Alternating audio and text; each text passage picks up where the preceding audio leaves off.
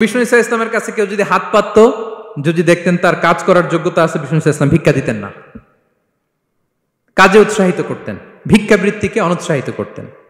এক যুবক এসে হাত পাতলো, বিষ্ণু ইসা ইসলাম আমার কিছু দেন।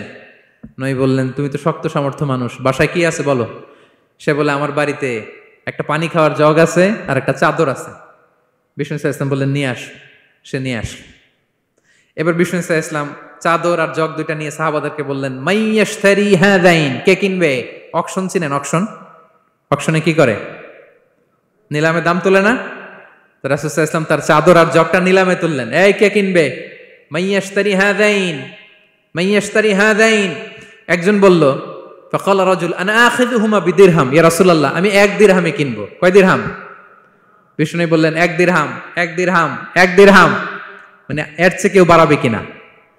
মাইয়াজিদু আলা যালিক, এর চেয়ে বাড়ায় দিবা কে? আরেক সাহাবী বলল, ইয়া রাসূলুল্লাহ আমি 2 দিরহামে কিনবো। 2 দিরহাম, 2 দিরহাম, 2 দিরহাম, আর বাড়ে না। বিষ্ণু সাল্লাল্লাহু আলাইহি ওয়াসাল্লাম তার কাছে 2 দিরহাম দিয়ে বিক্রি করে দিলেন।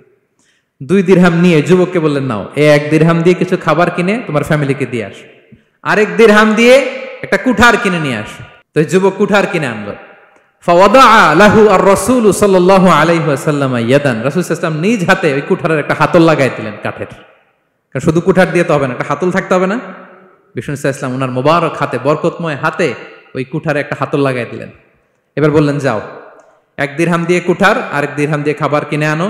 এই কুঠার দিয়ে জঙ্গলে যে কাঠ কেটে লাকড়ি বেচে জীবিকা নির্বাহ করো। সামনের 15 দিন আমার সামনে যেন তোমার ঘুরঘুর করতে না দেখি। এ বেচারা গেল, 1 দিরহাম দিয়ে ফ্যামিলিতে খাবার দিল, আর লাকড়ি নিয়ে কাঠ কাটতে না কাটতে কয়েকদিনের ব্যবধানে ও 10 দিরহাম কামায় ফেলছে। আস্তে আস্তে আস্তে আস্তে সে স্বাবলম্বী হয়ে গেল। এরপর একবার বিষ্ণু ইসা ইসলামের কাছে আসছে। বিষ্ণু ইসা ইসলাম তারে বলে, মানুষের কাছে হাত পাতার চেয়ে, দুয়ারে দুয়ারে ভিক্ষা করার চেয়ে তোমার মতো এরকম কাঠ কেটে, জঙ্গলে কাঠ কেটে বাজারে বিক্রি করা অনেক ভালো। আল্লাহু আকবার।